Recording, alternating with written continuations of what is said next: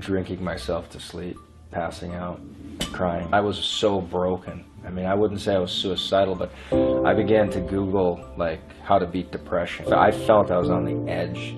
I was right on the edge of tipping over and just losing it. I could have given up. I probably should have at many points. There was no reason to believe otherwise. You know, so I could look at that and said, you know, I'm a loser, I'm a tool, I'm going to quit.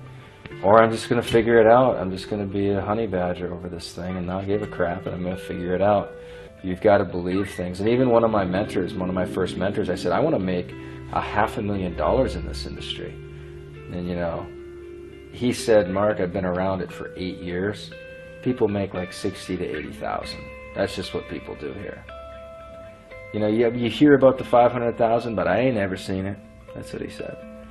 I said, I want to do it, though. I want to do it.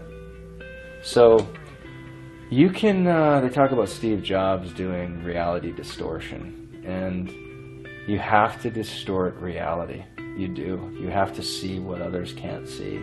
You have to do things others can't see. You have to deal with the ridicule and the belittling and the blasphemies at you and mocking and the jokes, and you have to take all of that, and you have to have enough focus where that stuff is just like bugs hitting the driving. You know, as you're driving 1,000 miles an hour, there's going to be bugs and squirrels that you run over and things that are hitting the windshield, and you got to be able to take all that stuff, and you're just in galactic speed. And I would visualize with Solomon, I'd take these verses and I'd visualize that that all these promises were happening. I would visualize, there's a verse, I think it's in Malachi, where it says, you know, if you bring the tithe into my storehouse, and it assumes integrity and hard work and 6 days and all this stuff, then I'll bring in so much blessing that I'll open the windows of heaven and bring in so much blessing you won't know where to put it.